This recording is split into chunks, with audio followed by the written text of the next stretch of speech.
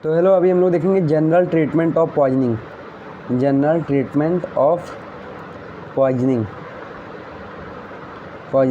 तो बेसिकली सबसे पहले अभी कोई भी पेशेंट अगर पॉइजन लेके आएगा तो सबसे पहले हम उसमें उसका देखेंगे साइन एंड सिम्टम, कि उसमें साइन एंड सिम्टम क्या क्या आ रहे हैं वो हम लोग देखेंगे। उसके बाद अगर उसने जहर पिया है तो कोई एंटीडोट लिया है उसके लिए वो हम लोग उसको पूछेंगे उसके घर वाले से, या फिर अगर वो कॉन्जियसनेस है तो उससे हम लोग पूछेंगे। और उसका बाद हम लोग उसमें देखेंगे कि उसके हम लोग सिम्टम का ट्रीटमेंट करेंगे। सिम्टम्स का क्या करेंगे, सिम्टम को हम लोग उसमें ट्रीट करेंगे, सिम्टोमेटिक ट्रीटमेंट देंगे। सिम्टोमेटिक ट्रीटमेंट इसके बाद हम लोग देंगे उसमें। उसके बाद उसका नर्सिंग केयर प्रॉपर करेंगे, नर्सिंग केयर उसमें हम लोग प्रॉपर करेंगे। उसके बाद हम लोग इसमें क्या देंगे, एमिसिस मतलब जो ड्रग जो कि एमिसिस कॉज करती है, जो उल्टी कराने वाली हम लोग इसमें ड्रग देंगे। जैसे घर पे जैसे सॉल्ट विथ वार्म वाटर इसका ये भी एमिसिस करा सकता है। जैसे लिक्विड डिटर्जेंट हो गया ना, लिक्विड डिटर्जेंट ये भी एमिसिस करा सकता है, तो हम लोग उसमें ये यूज करेंगे एमिसिस। तो एमिसिस जो है वो किसमें कॉन्ट्रा इंडिकेटेड है, कॉन्ट्रा इंडिकेशन किसमें मतलब किसमें नहीं दे सकते, कॉन्ट्रा इंडिकेटेड किसमें है, ये है अपना कोरेजिव पॉइजनिंग में। कोरेजिव पॉइजनिंग में अपना कॉन्ट्रा इंडिकेटेड है, या फिर अपना कोई लंग का डिजीज़ है उसमें है, कोई कार्डियोवास्कुलर डिजीज़ उसमें कॉन्ट्रा इंडिकेटेड है। उसके बाद ये क्या हो गया, ये चिल्ड्रेन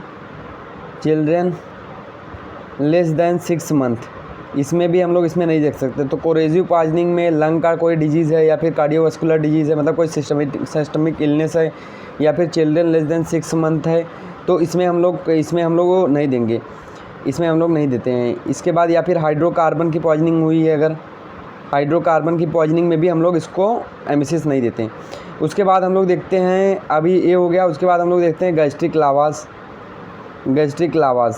तो बेसिकली गैस्ट्रिक लावाज हम लोग किस में देते हैं, इंडिकेशन क्या है, इंडिकेशन जो कॉन्ट्रा इंडिकेशन है ना किसमें, एमिसिस में, उसमें हम लोग सब यूज कर सकते हैं एक्सेप्ट कोरेजिव पॉइजनिंग।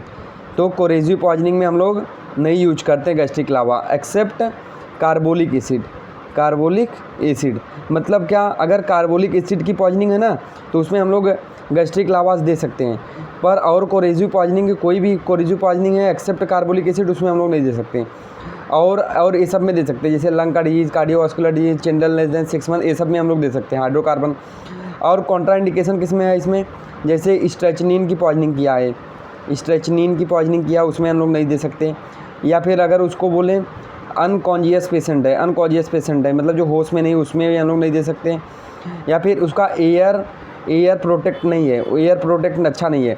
तो सबसे पहले हम लोग जनरल ट्रीटमेंट ऑफ पॉइजनिंग में हम लोग क्या करते हैं ना, उसका ABC मेंटेन करते हैं, मतलब एयर वे, ब्रीदिंग और सर्कुलेशन, ये 3 चीज़ मेंटेन करते हैं। इसी लिए तो एयर प्रोटेक्टिव रिफ्लेक्स अगर उसका अच्छा नहीं है तो उसमें भी हम लोग नहीं दे सकते। स्ट्रेचनिन पॉइजनिंग में नहीं दे सकते, अनकॉन्शियस पेशेंट में हम लोग इसमें नहीं दे सकते हैं। ये हो गया अपना। उसके बाद अगर कोई भी पेशेंट है जिसको अल्सर हुआ है ना, अल्सर, उसमें भी नहीं दे सकते।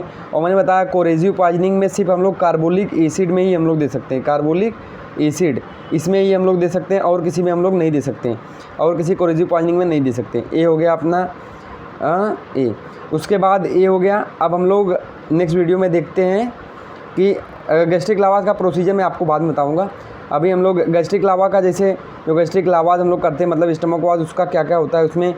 तो एनजी ट्यूब होता है, उसमें क्या क्या होता है, एनजी ट्यूब होता है, नसोगैस्ट्रिक ट्यूब होता है, और लिक्विड, और अपना एक जेल होता है, लिग्नोकेन जेल, जो कि वो पाइप को हम लोग क्या कर देते हैं, इसमें स्मूथ कर देते हैं। और कभी कभी हम लोग एनेस्थेटिक गैस भी यूज करते हैं ताकि उसको पेन ना हो। तो ये सब हो गया। अभी हम लोग जनरल ट्रीटमेंट का, पॉइजनिंग का हम लोग सेकेंड वीडियो देखेंगे इसके बाद। Thank you so much.